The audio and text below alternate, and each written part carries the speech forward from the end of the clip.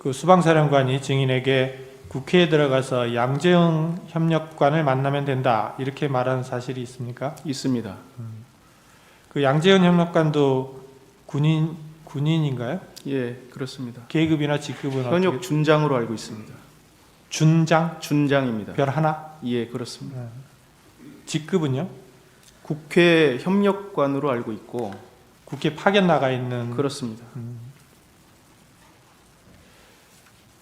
그 수방사령관이 협력관을 만나라고 한 이유는 무엇이라고 생각합니까?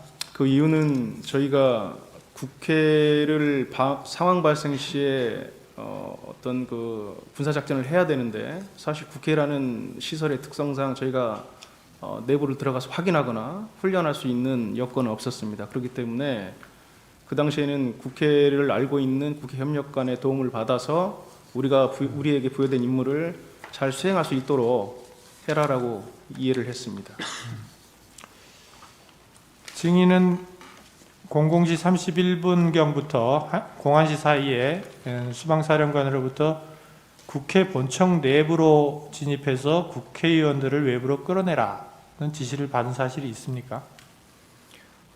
00시 한 45분 어간인데 그렇게 임무를 부여받았고 여러 가지 과정을 통해서 그 임무는 변경되었습니다. 시간을 주시면 좀 더 자세히 설명드리겠습니다. 그러니까 정확하게 워딩이 본청 안으로 들어가라, 국회의원을 끌어내라 이렇게 했단 말입니까? 그렇습니다. 내부로 들어가서 의원들을 끌어내라. 그거는 증인의 해석이 들어가 있는 게 아니고 하여튼 수방사령관의 지시사항인 거죠? 예, 그렇습니다. 이것도 이제 아까 말씀하신 것처럼 뭐 그 윗선 대통령 또는 국방부 장관의 지시에 따른 것이다 이런 말을 한 적은 없습니까? 없습니다. 그러면 4명이 들어가서 1명씩 드러내라 하거나 문을 부수고 들어가서 끄집어내라, 체포하라, 뭐 총 뭐 이런 얘기들은 단어는 기억이 나나요? 제 기억상으로는 그런 단어를 들은 기억은 없습니다. 네 명- 네. 사후에 여러 가지 언론이나 통해서 들었기 때문에 당시에는 당시에는 없는 그런, 것으로 저는 기억하고 있습니다. 당시에는 그런 기억이 없다. 예, 그렇습니다. 그 이진우 수방사령관이 이렇게 이제 의원들을 외부로 끌어내라 이렇게 지시를 한 이유는 뭐라고 생각을 합니까?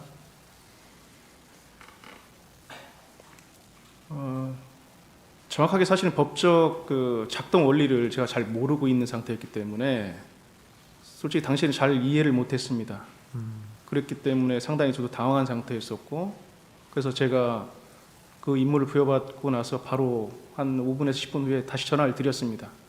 전화를 드려서 이거 우리 할 수 있는 역할도 아니고 이거 단독으로 할 수 있는 일이 아니다. 그래서 특수전 사령관님하고 소통하고 한번 재검토를 해달라고 말씀드렸습니다. 그래서 네, 또 물어볼게요. 네네. 그 부분은. 그러면 그러한 이제 수방사령관으로부터 그런 지시를 받을 당시에 증인의 말하자면 부하라 그래야 되나요? 뭐 군인들은 얼마나 국회 안에 들어가 있었어요? 그 시간대에는 15명이 들어가 있었습니다. 15명이라는 거는 이제 본청까지는 안 들어가고 경내에 예, 말씀하시는 거예요? 울타리 내에만 들어가 있는 울타리 안에 경내에만 있었던 겁니다. 경내에- 건물 밖. 네? 그렇습니다. 열 몇 명? 15명입니다. 15명이 국회 본청 바깥에, 그러니까 경내는 경내지만 국회 본청 안은 아니고 예, 거기에 있을 상황이었다. 예, 그래서 단독으로 할 수 있는 게 아니고 특전사령관과 소통해 보라 이렇게 건의를 한 사실이 있다. 예, 그리고 나서 수방사령관이 증인에게 전화를 걸어서 너희는 들어갈 필요가 없다. 이미 특전사가 국회 본청 내부로 진입해 있으니 너희는 외부에서 지원하라. 이렇게 지시를 했었습니까? 예, 그렇습니다. 외부에서 지원한다는 것은 무슨 뜻인가요? 당시 본인께서 내부에서 국회의원을 특수전사령부 들어간 인원들이 끌어내면 거기 사람들이 밀집돼 있었지 않습니까? 네. 거기에 통로를 형성해주거나 그러한 역할을 말씀하셨습니다. 그러면 이제 특전사 군인들이 이제 국회의원을 밖으로 데리고 나오면 경로를 열고 그런 다음에 경로를 열고 그럼 그 사람들은 어떻게 해요?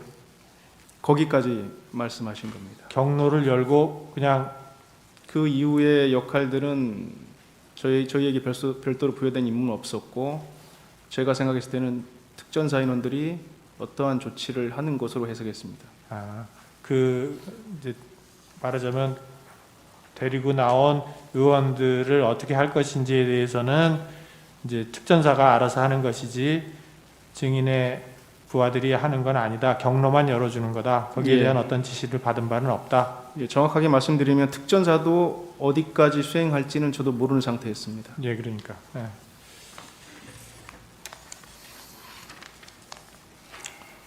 증인은 이제 12월 4일 날 00시 43분경에 도착한 후속 부대가 국회 울타리를 넘어서 들어갔는데 예. 그때 민간인들이 별로 없는 지역에 가서 집결해 있으라 이렇게 지시를 했었습니까?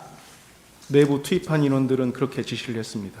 그러면 이제 요때 당시에 아까 뭐 15명이 안으로 들어가 있었는데 그 예. 이후에 후속 부대가 더 와가지고 얼마나 또 들어갔었습니까? 추가로 23명이 더 들어가서 최종 저희는 38명이 위치해 있었고 네. 저희는 대치되어 있는 곳을 회피해서 사람이 없는 곳에 저는 집결해 있으라고 집결해 있었다. 지시했습니다.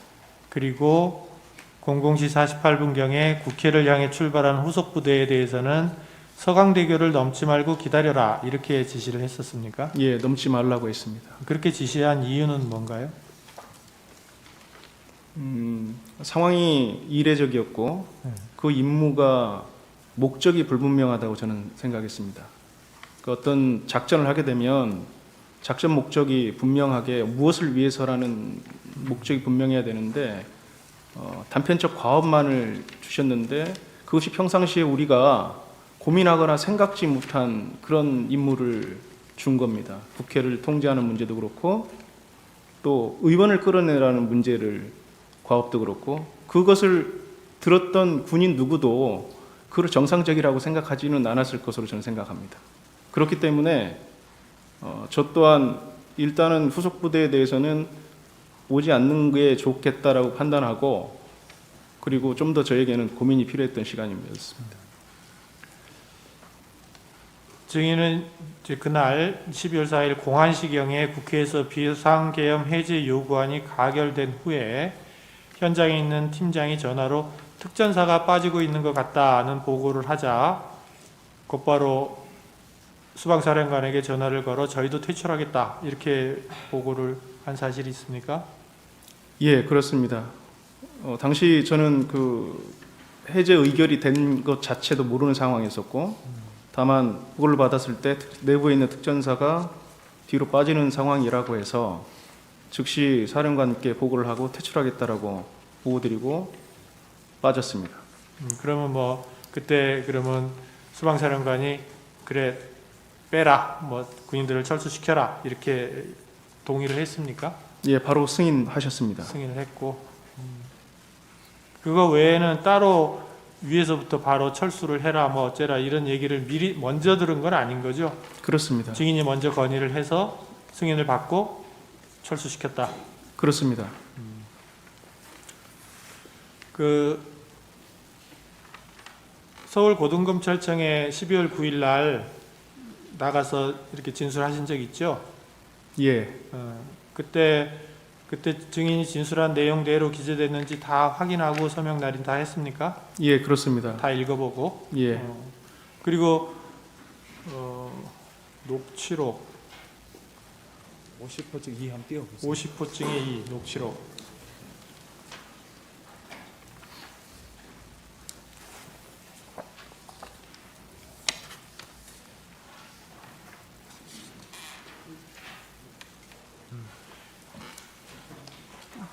저 녹취록, 예, 예, 저거 그 내용대로 다 증인이 저기 김창학 대령인가요?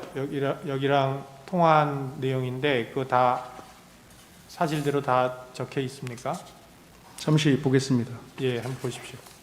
자, 그러면 지금부터 잠시만 주목해 주시기 바랍니다. 제가 구독자분들을 위해서 선물 하나를 준비했는데요. 제가 항상 여러분들께 드리는 말씀이 있습니다. 뉴스만 평소에 잘 챙겨보셔도 돈이 되고 돈을 벌 수 있다라고 말씀을 드렸는데요. 여러분들은 여기 보시는 삼성전자 뉴스를 보고 어떤 생각이 드세요?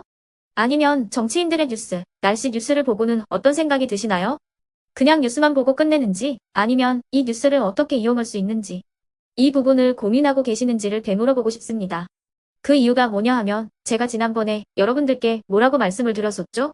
지금은 반도체 섹터를 눈여겨보셔야 한다고 말씀드렸습니다. 그리고 나서 이런 썸네일들 뉴스를 통해서 많이 보셨을 겁니다. 반도체 내용이 이슈가 됐을 때 부자들은 어떻게 생각한다? 반도체 관련주들은 뭐가 있는지, 어떤 종목이 가장 좋은지, 어디에 투자해야 돈이 몰리는지 자연스럽게 생각한다고 제가 말씀을 드렸죠.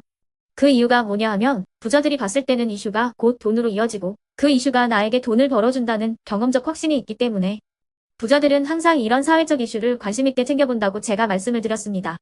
이번에도 마찬가지인데요. 제가 지난번에 시청자분들과 함께하는 주식으로 수익 내기 이벤트를 진행했었죠.